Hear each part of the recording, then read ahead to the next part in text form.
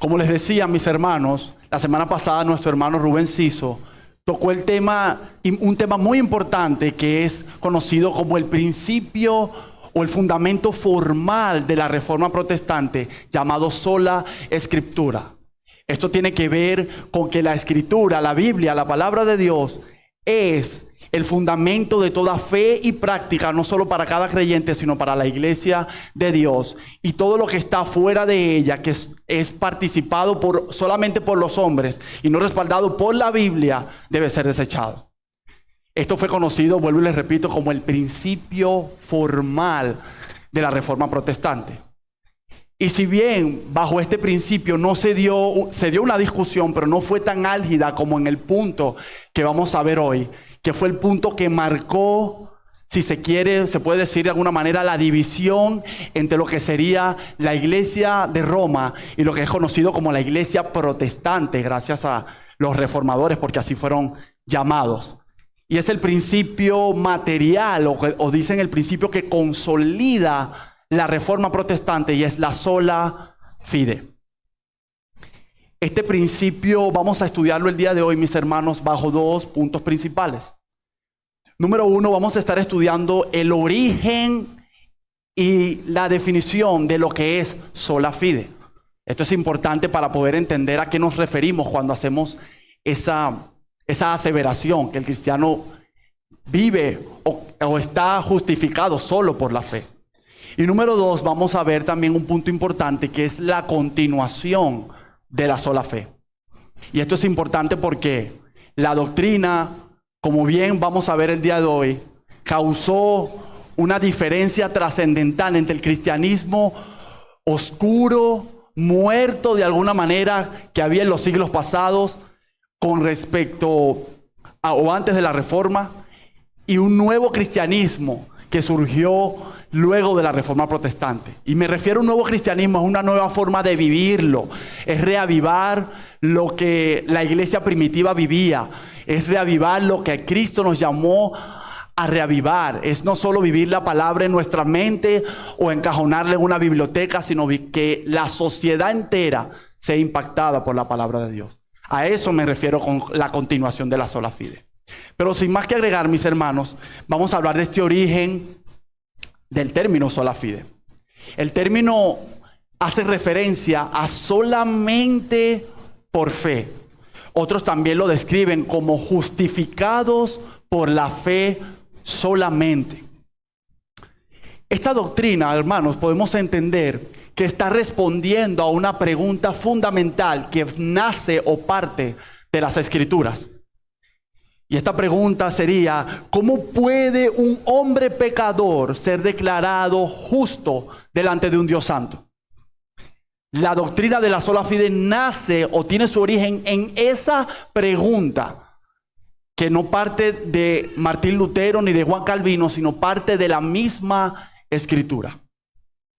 Para los reformadores, esta fue una pregunta a la cual se le debía dar una respuesta definitiva, categórica, contundente, ya que desde Roma, como vamos a ver hoy, se planteaba una salvación que respecto a la Biblia estaba muy lejos de ser la verdad.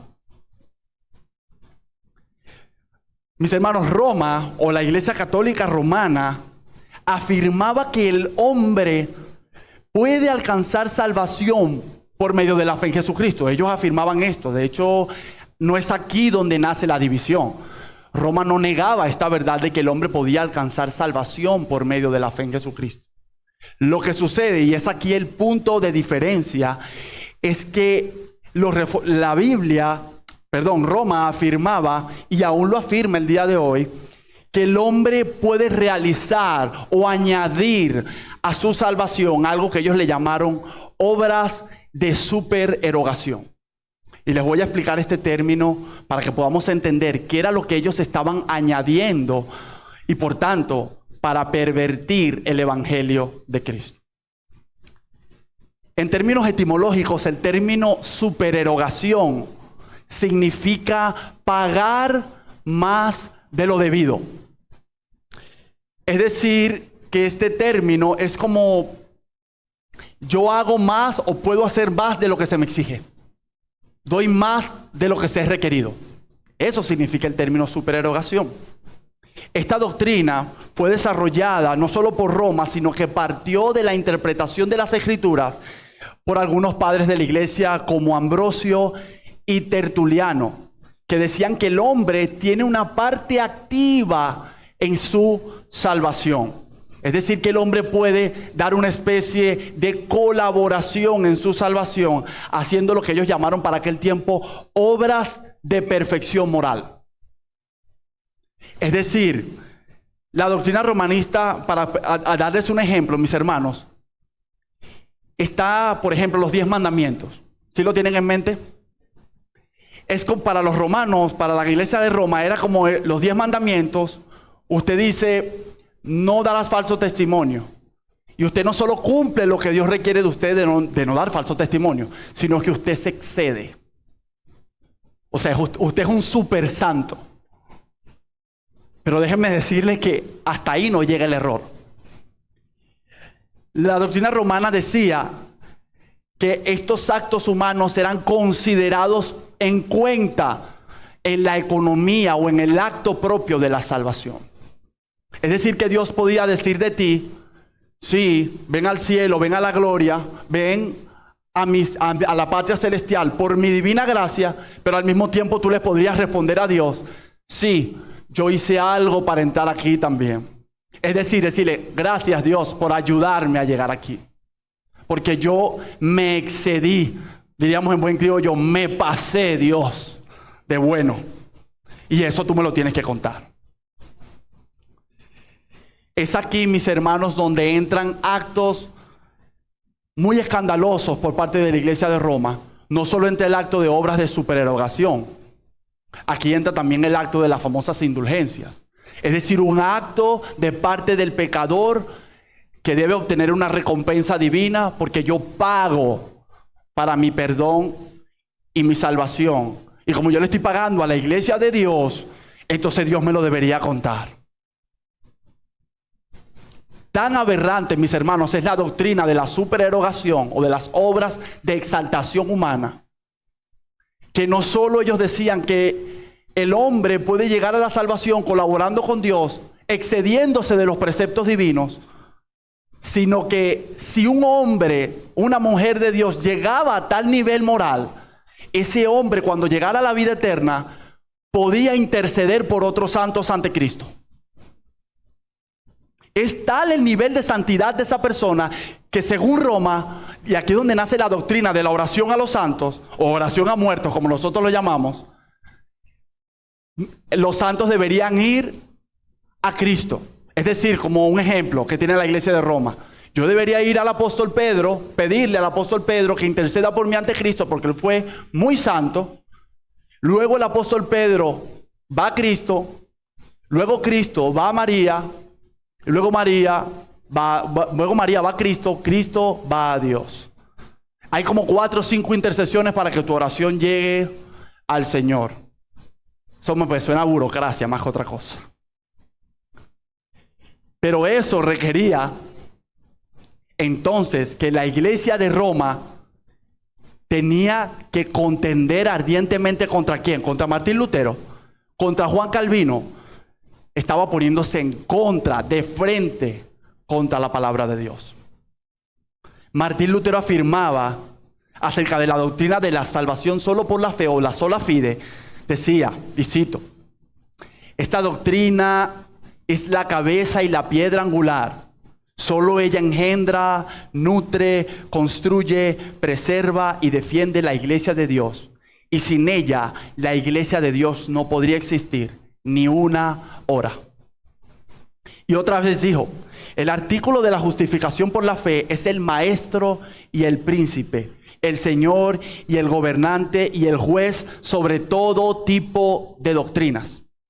Este preserva y gobierna toda la doctrina de la iglesia y hace crecer nuestra conciencia delante de Dios. Sin este artículo, el mundo está en muerte absoluta y en oscuridad. Ningún error es tan malo, tan torpe y tan gastado de no ser supremamente agradable a la razón humana y de seducirnos si estamos sin el conocimiento y la contemplación de este artículo. Para los reformadores era muy importante entender que este era, como lo dijo Juan Calvino, la bisagra sobre la cual se mueve toda la vida cristiana.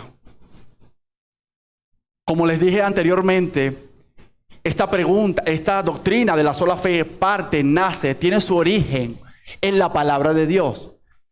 ¿Y por qué decimos, o por qué decían los reformadores, si afirmamos aún hoy, que la doctrina de la sola fe nace de la Escritura y es la bisagra o es lo que mueve toda la vida cristiana? Es porque si nosotros no fuésemos justificados ante un Dios santo, como dice la Escritura, todavía estuviéramos en pecado, todavía estuviéramos en muerte, nuestra fe fuera vana. Porque ¿cómo nos colocaríamos nosotros en el día del juicio frente a un Dios todo santo? ¿Qué le diríamos? Si no fuésemos justificados solo por la fe, sino como lo dice Roma, fe más obras, ¿qué le podría presentar yo a Dios como bueno? Más importante aún acerca de esta doctrina que promulgaba Roma.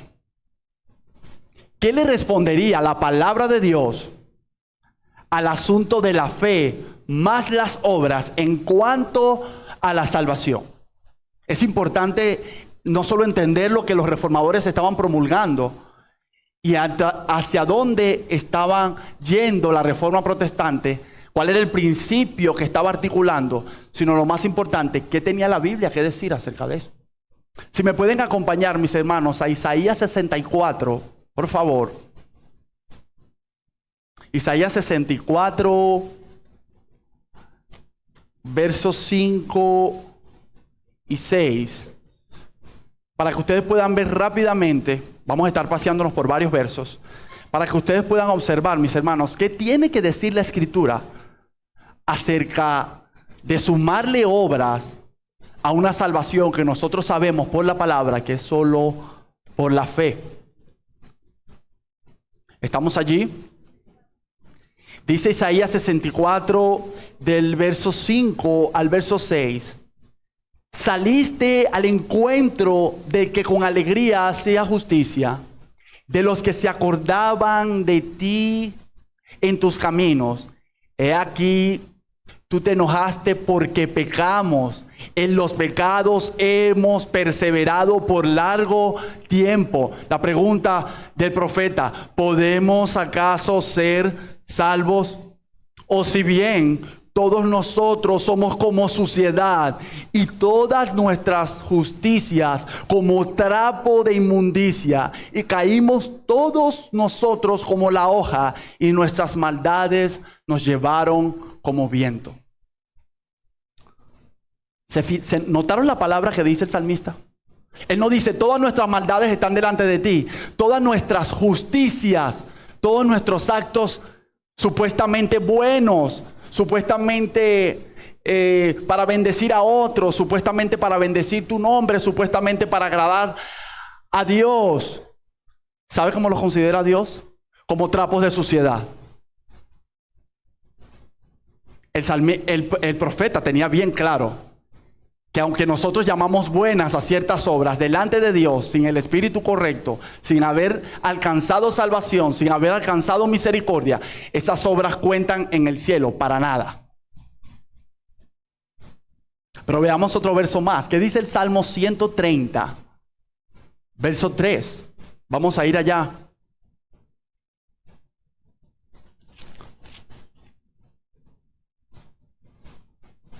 Salmo 130, verso 3. Para que ustedes vean lo que la Escritura declara acerca de agregar obras a la salvación.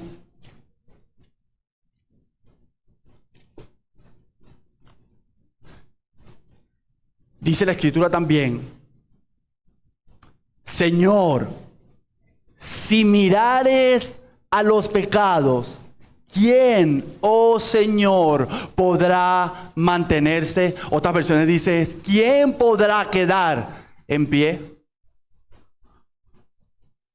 Es decir, que una respuesta que fluya de la Escritura para aquellos que dicen vamos a sumar obras al asunto de solo por la fe para llegar a la salvación, yo le diría, ¿cómo esas obras te mantendrían en pie en el día del juicio delante de un Dios santo? ¿Cómo tú le dirías al Dios que te llevó por toda gracia, toda su misericordia, por todo su amor, por el sacrificio expiatorio de Cristo, te llevó al cielo? Tú le dirías, gracias Señor, pero aquí te traigo algo más para que tú lo sumes. Algo bueno que yo hice para llegar hasta aquí. Porque aquí el asunto no es las buenas obras como fruto de una salvación. Aquí el asunto es buenas obras como sumatoria a la salvación.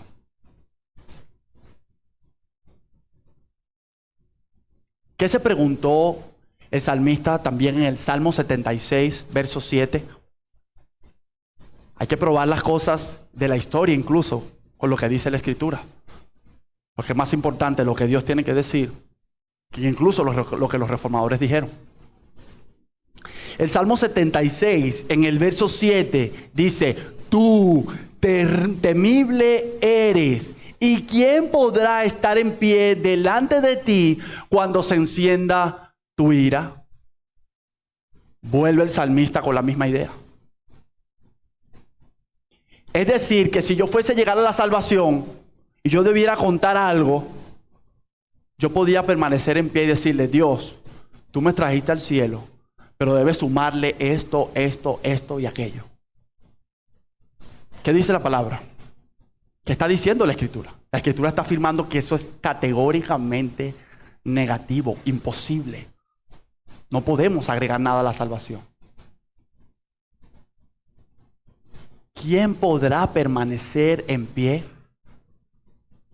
Evidentemente ustedes saben allí que el salmista no está preguntando realmente. La respuesta para él es obvia. Es una pregunta retórica. Como dice un himno muy hermoso que he escuchado últimamente, todo lo mejor de nosotros y lo más bueno de nosotros fue lo que traspasó tus manos y tus pies en la cruz. Eso fue lo que hizo lo mejor de nosotros. Nuestras mejores justicias, nuestras mejores obras, el gran yo que puede, hoy soy otra persona diferente antes de conocer a Cristo. Esas buenas obras que tú supuestamente hiciste, lo que hicieron fue traspasar los pies y las manos de tu Salvador, porque eran pecaminosas. No cuentan para nada en tu salvación. Contrario a Roma, y es lo que estamos viendo hoy, los reformadores fueron iluminados directamente por el Espíritu y el sendero de la justificación solo por la fe les fue iluminado. Les fue aclarado por la palabra de Dios. Wow, era como decía mi hermano la semana pasada, citando a Martín Lutero, mi conciencia está cautiva, está presa de la palabra de Dios. Y no solo era Martín Lutero, Juan Calvino, Zwinglio, cuando vieron esto en la palabra, solo por la fe en Cristo es que el hombre puede alcanzar salvación. Se pusieron a comparar todo lo que hemos visto en Roma y dijeron, no, pero es que aquí no hay un error ni dos. Martín Lutero vio hasta más de 90 errores. Porque colocaron la tradición de los hombres por encima de la palabra de Dios. Bueno, pero es que la Biblia dice sola fe. Sí, pero a lo mejor le dirían en aquel momento, Martín, cálmate. Esto es nada más un poco de sazón a la salvación. Ya está todo listo. Es como ponerle un poquito de pimienta a la salvación. No, la salvación no lleva nada. Tú llegaste a la salvación con las manos llenas a Dios, pero de pecado, de iniquidad, de maldad, muerto. No llegamos allá con un bulto de buenas obras y decimos, Señor, bueno, yo llegué aquí, solté aquello, pero aquí está esto. Para que al final del día, el día del juicio, tú me lo tengas en cuenta. No llegamos así. Ahora, ¿cuáles fueron esos textos de la palabra de Dios que iluminaron a los reformadores para decirle, este camino, esta salvación es solo por la fe. Bueno, veamos qué dice la Escritura. Vamos a Romanos capítulo 1, versos 16 al 17. Ustedes se conocen muy bien ese pasaje. Vamos a estar viendo dos pasajes de Romanos, que no téngalo allí en cuenta.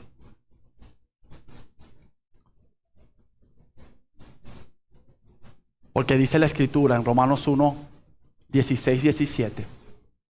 Porque no me avergüenzo del Evangelio, porque es poder de Dios para salvación a todo aquel que cree, al judío primeramente y también al griego. ¿Por qué? Porque en el Evangelio la justicia de Dios se revela por obras, por fe y para fe. Pues como está escrito, citando el Antiguo Testamento, mas el justo por la fe vivirá. Y con este pasaje, algunos dicen que, y con otros pasajes de Romanos, fue que para Martín Lutero fue contundente. Generar sin querer, porque aquí es donde, como mi hermano Ciso decía la semana pasada, ellos no querían, la intención original de los reformadores no era dividir al cuerpo de Cristo. No era generar una fractura de tal magnitud en el cuerpo de Cristo. Pero cuando ellos vieron este texto, dijeron, o es la verdad de la palabra, o es la tradición de los hombres. Estamos a merced de cuál. ¿Es el Papa el juez del mundo? ¿Es el Papa y su iglesia el creador de los cielos y la tierra? ¿Es el Papa el Espíritu Santo? ¿Es el Papa Jesucristo el que murió por mí? ¿O es Cristo que murió por mí? Es su palabra la que me llama a contender por la verdad. La decisión está, la historia habla sola. Divisores, cuélguenlos, mátenlos. Si debemos morir por la verdad, que así sea. Pero yo llego al cielo solo por la fe en Jesucristo. No hay otro camino de salvación. Los reformadores lo tenían claro. No hay otro. No le sumes una obra porque perviertes el bendito evangelio.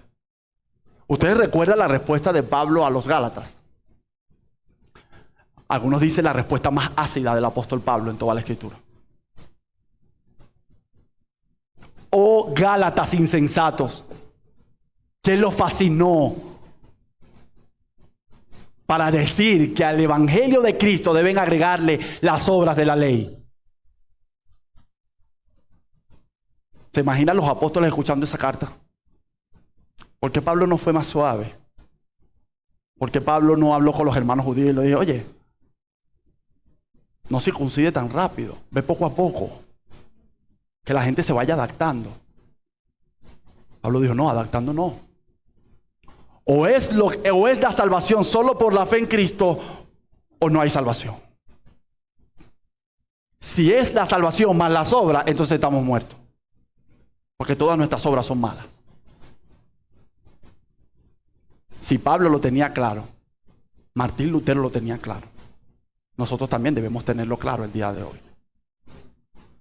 Pero hay otro texto que también afirma esta verdad de una manera que nosotros podemos, y le pido al Señor que la baje hasta nuestro corazón con textos como estos. Vamos a Romanos 3, 21 al 26. Y en este texto, si aquí no quedó claro, no sé qué en otro texto va a quedar claro que la salvación es solo por la fe en Jesucristo. Dice la palabra de Dios.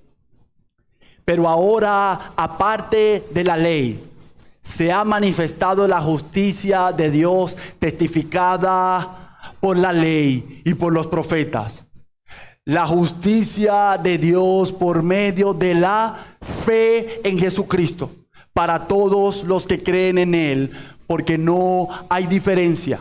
Por cuanto todos pecaron y están destituidos de la gloria de Dios, siendo justificados gratuitamente por su gracia, mediante la redención que es en Cristo Jesús, a quien Dios puso como propiciación por medio de la fe en su sangre para manifestar su justicia, a causa de haber pasado por alto en su paciencia los pecados pasados, con la mira de manifestar en este tiempo su justicia, a fin de que Él sea el justo y el que justifica al que es de la fe de Jesús. ¿Vieron cuántas veces se menciona allí la palabra la fe en su sangre, la fe por medio de Jesucristo? Y el que tiene esa fe será llamado justo delante de Dios. Este texto brilló en el rostro de los reformadores.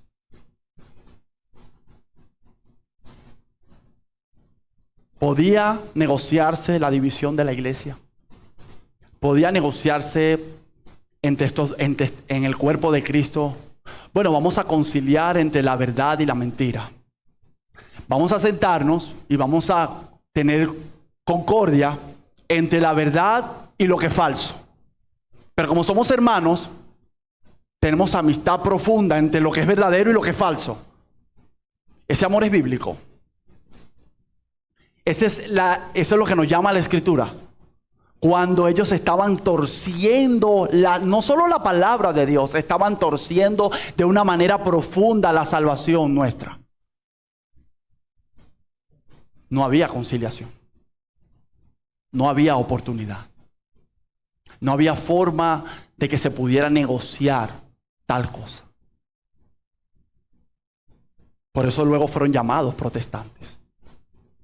Estos están por todos lados replicando acerca de lo que nosotros hemos practicado, según ellos, por 1000 y pico de años. No. Eso no tenían tantos siglos como ellos dijeron. Sí, pero es que eso lo afirmaban Ambrosio, Tertuliano, los padres de la iglesia. Sí, pero bajaron mucho el estándar respecto a la palabra de Dios. Porque si hay algo que tenían los padres de la iglesia, que no tenían, mejor dicho, es que no eran inspirados. Y muchos también torcieron de alguna forma la palabra de Dios. No eran los apóstoles. Entonces la iglesia se agarraba de las tradiciones de los hombres y decía, sí, pero es que si lo dijeron los padres de la iglesia es amén. No. A nosotros nos decimos sí, amén a la Escritura.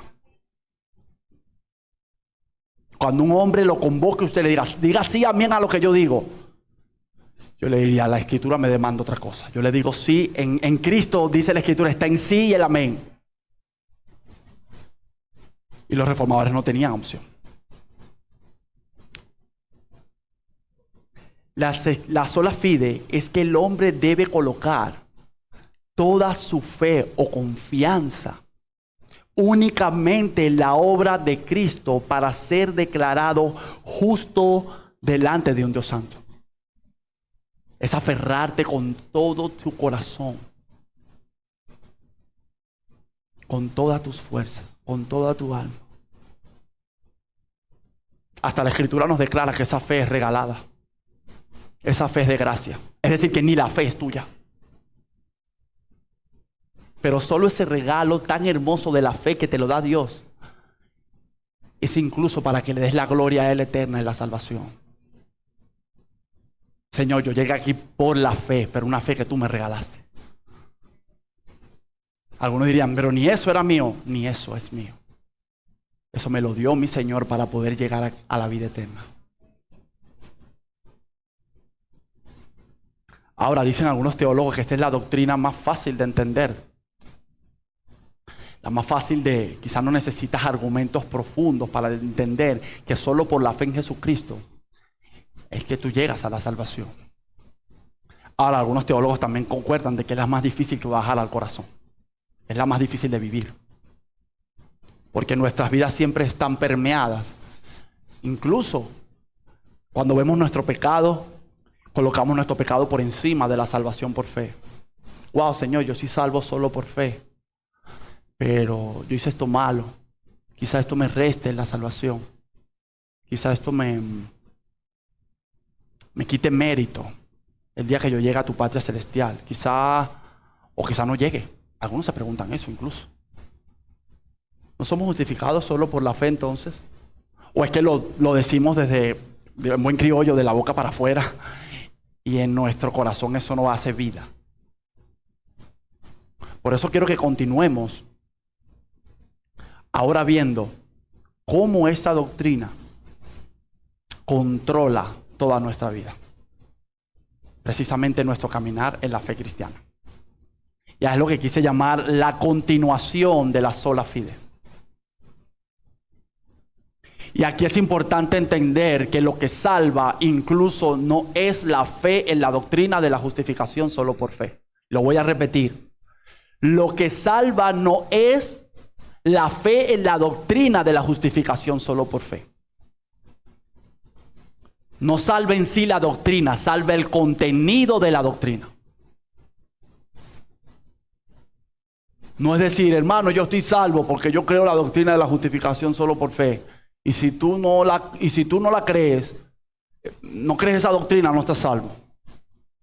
No es la salvación en dicha doctrina, es el contenido de la doctrina. Porque ¿qué dice esta doctrina? Vuelvo y repito, la doctrina responde a esta gran pregunta. ¿Cómo puede una persona pecadora sobrevivir al juicio final de un Dios justo y santo? A eso es a lo que responde la doctrina de la sola fe. No es que tú vas a llegar a la salvación por pasar un examen de teología sistemática,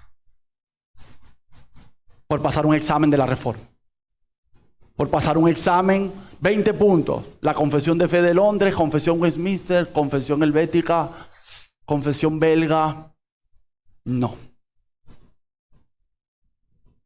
Llegamos a la salvación porque nos preguntamos igual que David: Señor, si tú miraras a mi pecado, si tú me observaras a mí en el día del juicio, ¿podría yo mantenerme en pie delante de ti?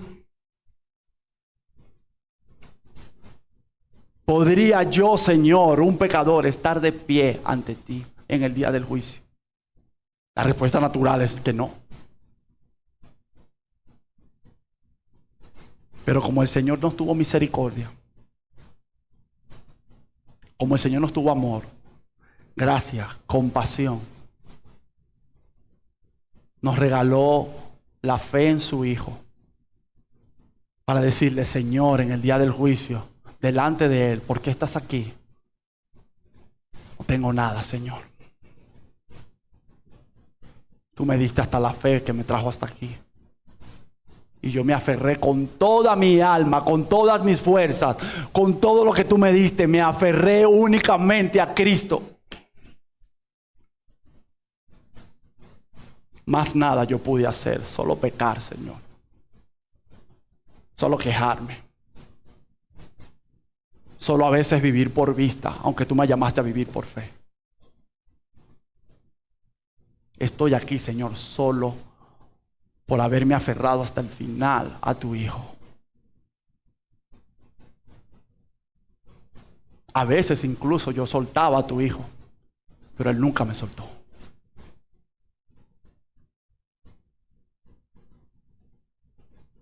Mis hermanos, si Dios es justo y yo no lo soy,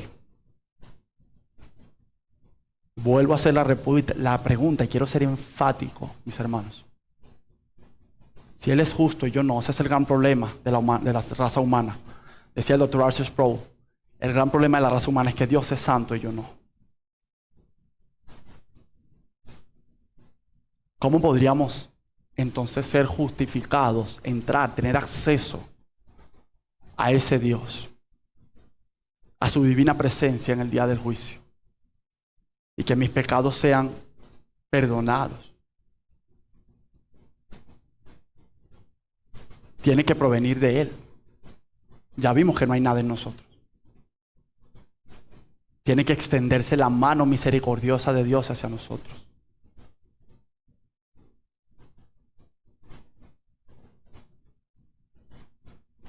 Que Dios declare a alguien justo solo por la fe en Él y en sus promesas no es algo que está solamente en el Nuevo Testamento.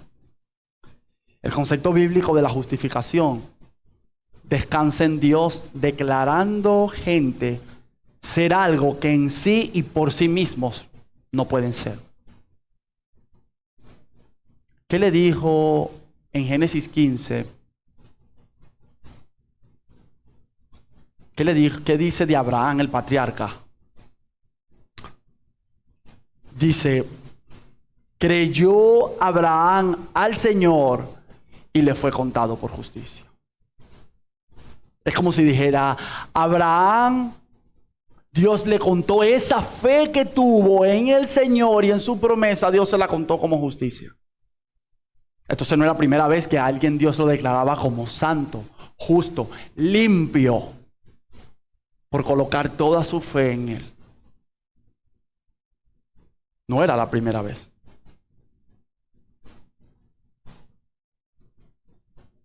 Y ahora lo que Pablo nos quiere decir es también que Dios no está contando aquí en sí mismo la fe para salvación, porque si no diríamos que es una obra. No, es la fe en sí misma que salva. No es la fe como a veces lo imagino, no es la fe en el aire que salva. No es una fe en la mano y decir, tengo fe, Señor, llega al cielo. Escuche muchas personas en Cristo allá afuera y pregúntele, ¿usted cree que va a llegar al cielo? Yo tengo fe. Wow, está salvo.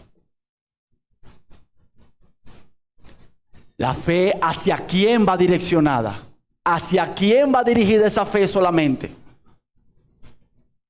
Esa fe tuya no es contada como una obra perfecta de justicia en la que Dios te va a decir, wow, qué fe.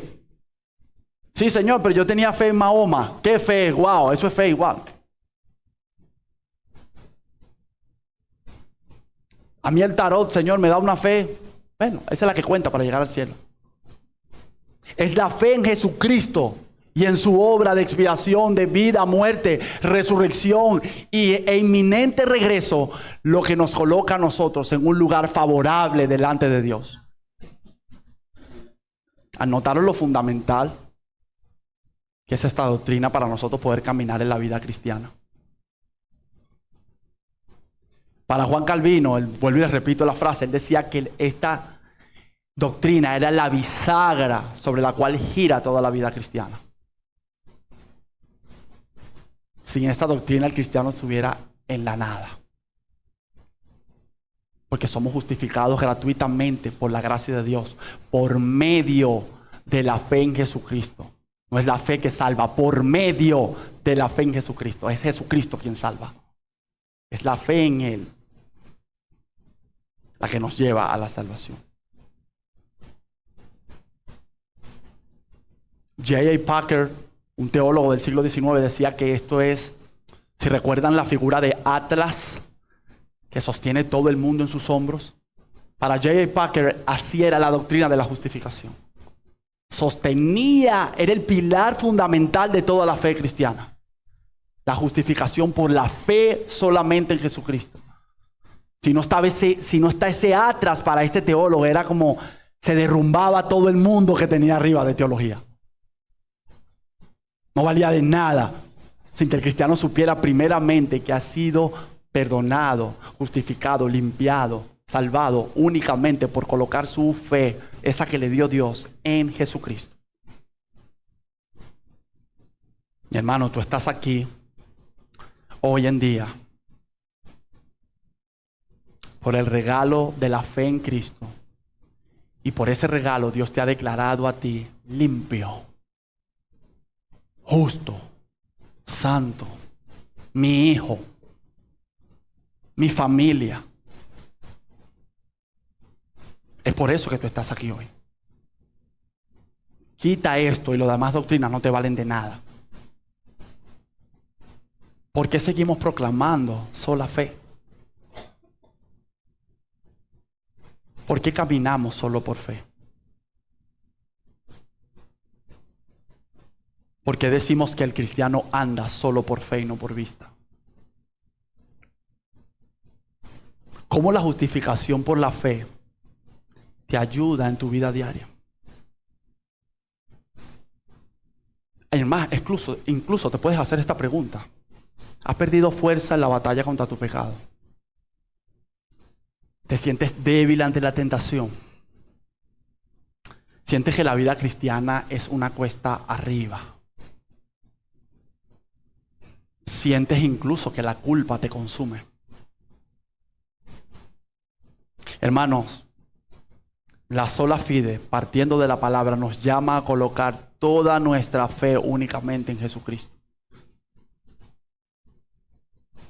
Únicamente en su obra de salvación.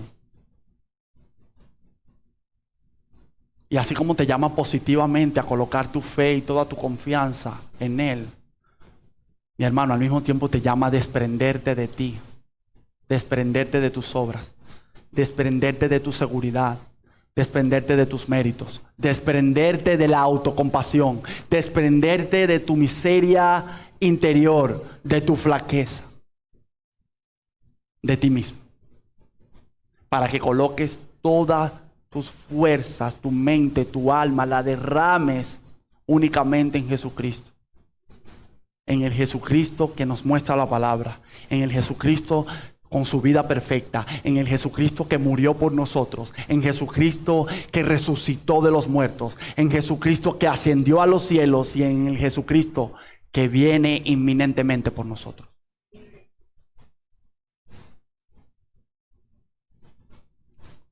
Hermano, recuerda que en Cristo, poniendo tu fe en Él, tienes todos los regalos de la vida que está por venir.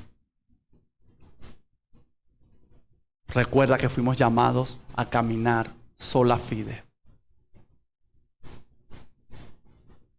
Recordemos que como iglesia no nos reformamos hace 500 años. Como decía Jodocus von Lodenstein, la iglesia reformada siempre reformándose.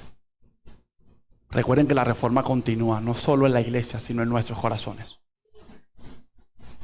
Proclamemos desde esta iglesia y desde nuestro corazón que vivimos y andamos solo por fe. Amén.